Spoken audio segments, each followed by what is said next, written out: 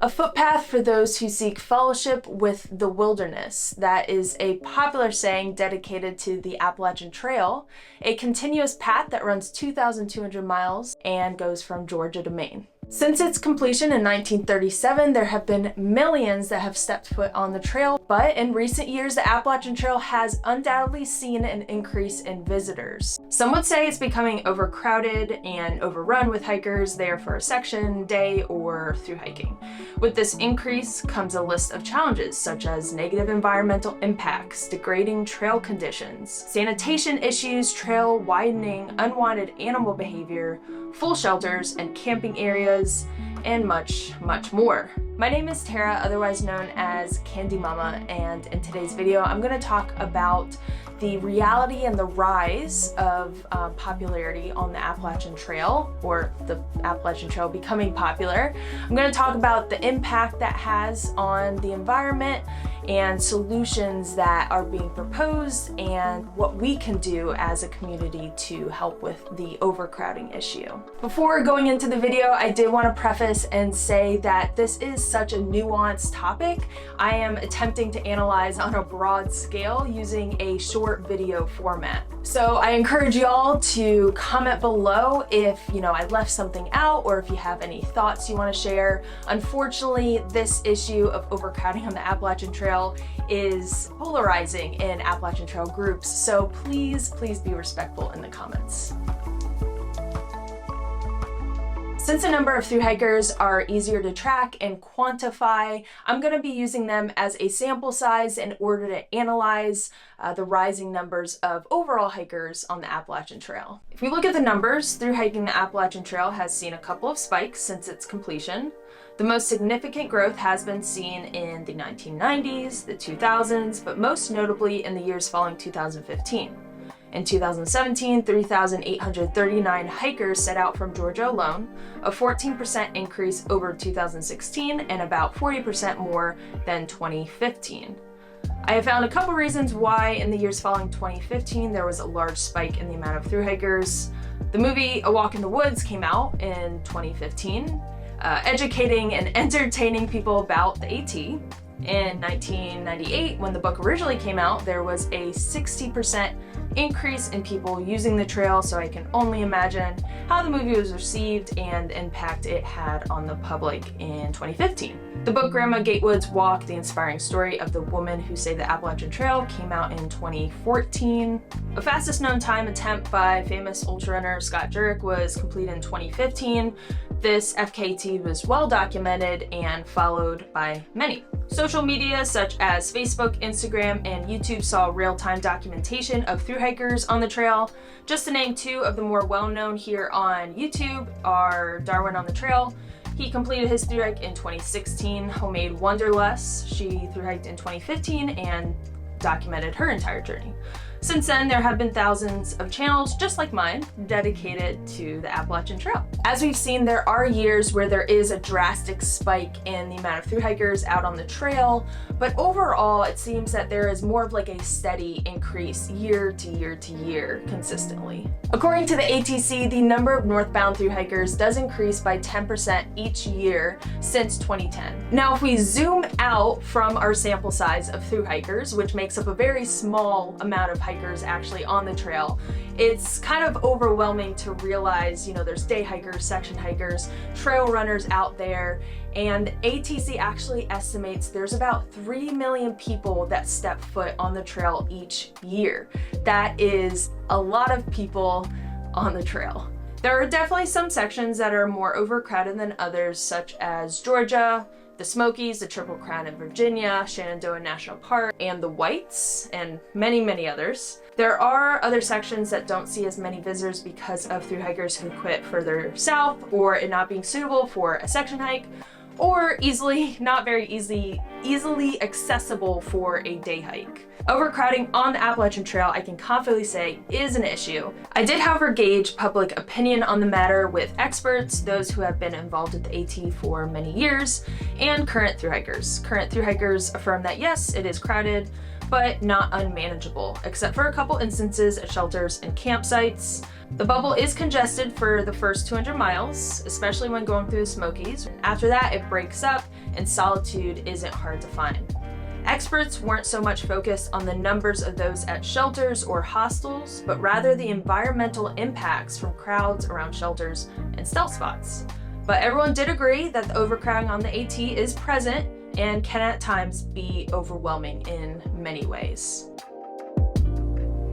When the trail is congested, what exactly is impacted the most? The obvious answer is the environment, trail conditions, a visitor's experience, as well as the surrounding communities. If we zoom in and get more specific, crowds affect water quality and supply, wildlife and habitats, while also causing vegetation loss, erosion, stripping of trees, soil compaction, exposure of plant roots, muddiness, and widening of trails, and also develops more unsustainable stealth campsites, contamination of water sources, trailside litter, user-created side trails, avoidance behavior in some animals and attraction in others. Communities who are close to the trail see an increase in exposure and in business when more backpackers come into town to restock their food supply, shower, and do laundry. The visitor's experience is affected by crowds with packed campsites, poor sanitation management, specifically in shared spaces, and hostile/shelter conflicts. Norovirus runs rampant on trail, especially at those packed shelters shared by strangers. Additionally, the expectation of a solitary experience is no longer a reality. In 2005, an amazing article was published by Don Owen titled "Studying Impacts of Visitor Use on the Appalachian Trail." By the way, I will include all my sources in the description below, so if you want to do your own research, those are there for you to check out.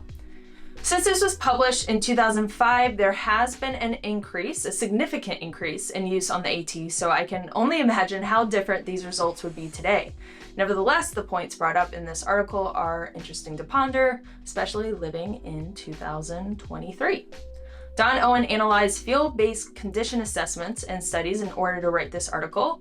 Looking at 20% of trail, Owen wrote how through random sampling, the results came back that 43% of the trail is in good condition. 32% is in fair condition, 26% is in poor condition, and no parts were in serious condition. I wonder though how those results would look these days, 18 years later, and after a significant increase in users. My experience when through hiking, which I can admit heavily contributed to the problem we're talking about today, but my experience was one with crowds of people, especially in the beginning. At Low Gap Shelter, which is pretty early on in a northbound through hike, I estimated there being about 40 people around and in the shelter. Another shelter area, I believe it was Apple Orchard Shelter near Grayson Highlands. I estimated there to be around 30 people. And then one other one I remember being super crowded based on where we were was the White Mountains. And that campsite, it was actually a stealth spot because we had nowhere else to go. There was nowhere else to go. I'm sure there was somewhere, but that had around 15 people at this stealth campsite. I will say that most nights that we stayed at established campsites and shelter areas, there was a manageable amount of people there. But every time that I have been on trail, I have seen I've literally seen a lot of negative impacts from crowds. And then during my thru hike in 2019, I was never alone, even apart from my established trail family. But I will say I have seen incredible benefits of more people coming to the Appalachian Trail. Living in Hot Springs, the community of Hot Springs, which the AT goes right through, I lived there and I saw how businesses and hostels there and the people there really thrived off tourists that come in to see the trail and to hike, but also the thru hikers that are restocking there. And then I've also been a backpacking guide on the AT and just have seen people literally falling in love with the beauty of the trail. So there is a lot of benefits to those crowds and more people learning about the AT. Before we get into the next section, I do have a question for y'all to ponder. So if you feel so inclined, definitely include your response in the comment section below. Do you think it's possible for everyone that steps foot on trail to perfectly adhere to the 7 Leave No Trace principles? If so, do you think This would greatly decrease the impact on trail at campsites, shelters, and on the environment. In my opinion, I don't think there is a lot that can be done to reduce crowds. Though I know it's an issue in some sections, I am overall happy there are more people enjoying outside spaces. Everyone should have the opportunity to experience the Appalachian Trail. Just with some considerations, we can do it in a way that is truly sustainable for the trail, community, and the environment. A solution to the problem is to encourage thru hikers to attempt to thru hike in a less popular direction, so essentially flip-flopping or southbounding. Most flip-floppers experience manageable temperatures in the beginning, start with more mild terrain, aren't in a bubble of hikers, and have more time to complete the trail, and also aid in conserving the environment. Southbound hikers that start from Katahdin, in my opinion, are real hardcore hikers. You're starting with extremely challenging terrain in Maine and New Hampshire, and most Sobo hikers begin their hike in June, which means warmer temperatures, thunderstorms, and bugs. However, the allure of walking from Georgia to Maine and then finishing atop the epic Mount Katahdin is too strong for some, including myself. It is the classic thru hike experience. Additionally, as we've established, this is only a solution for around 5,000 people who decide to thru hike in any given year, and that's a solution for 5,000 of the 3 million that visit the trail. There has to be other ways to solve the impacts of crowds coming to the trail. The trifecta of the cooperative management system is made up of 31 trail maintaining clubs, trail crews, state, federal, local agencies, and lastly the ATC, which acts as a connective tissue of it all. This balanced management system works to preserve, educate, sustain, manage, advocate, and enforce, all in the hopes to maintain the diverse resources of the trail for all. Also, through this trifecta system, they are in the process of developing proper trail design and sustainable infrastructure while also making the trail more resilient to traffic.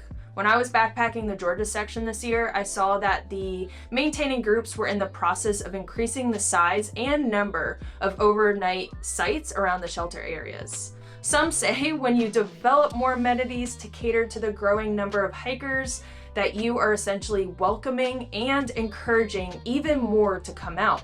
We are beyond that now. Also, I don't necessarily think that's a bad thing. Everyone should have the opportunity to come out and enjoy the trail. If we could do it in a responsible way, that would be even better. So the idea behind the 14-state challenge is really simple, but essentially it was a way to encourage hikers to do day hikes and visit those most iconic places on the AT in bite-sized pieces instead of through hiking the entire trail.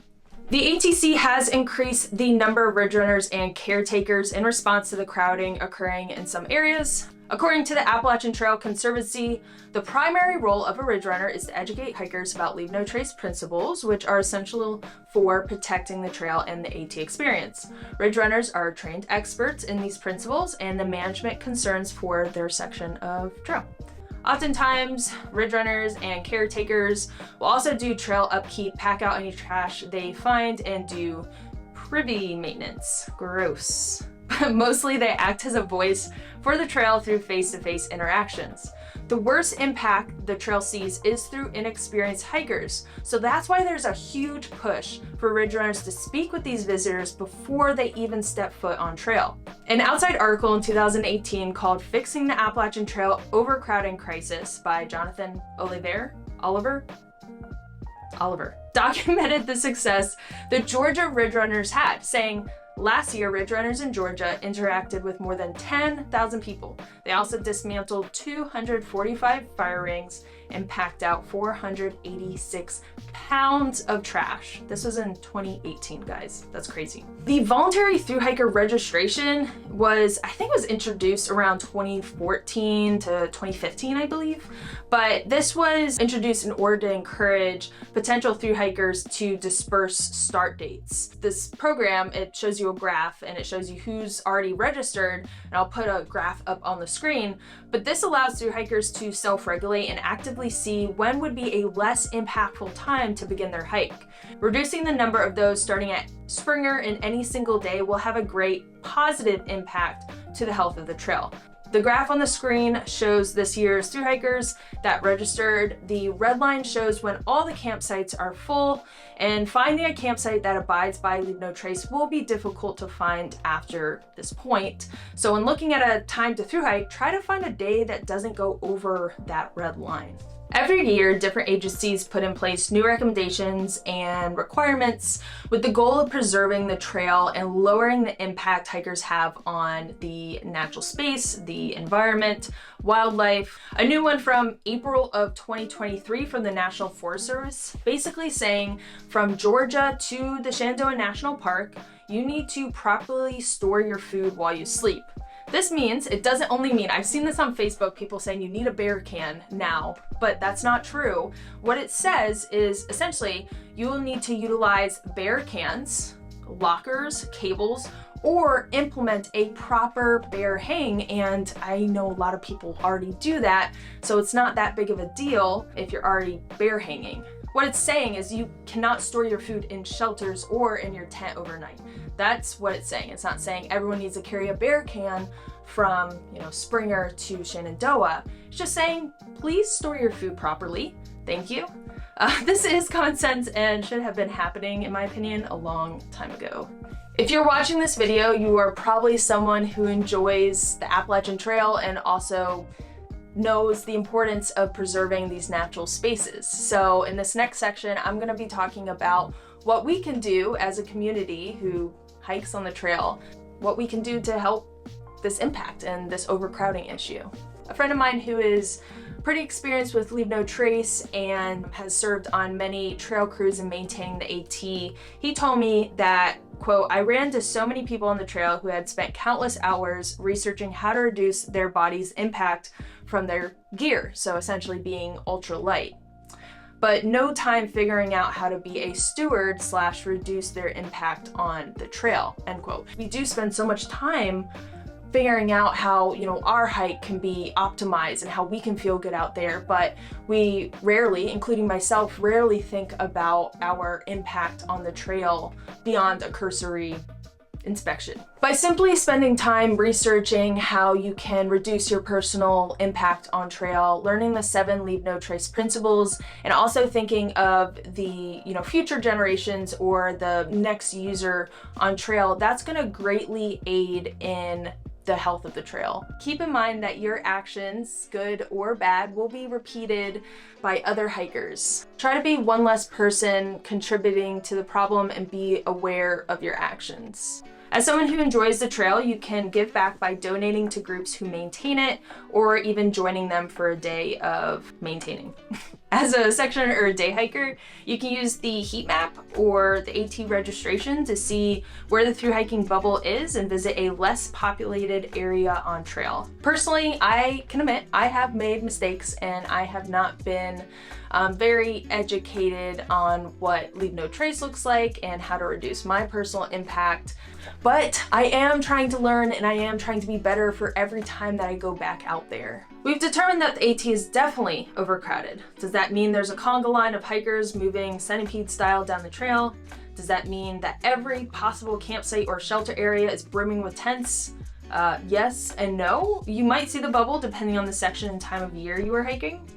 But thankfully, the trail isn't always overrun with hikers. There is, however, a greater environmental impact from its increased use and is overcrowded when compared to the infrastructures that are in place to support the trail and its users.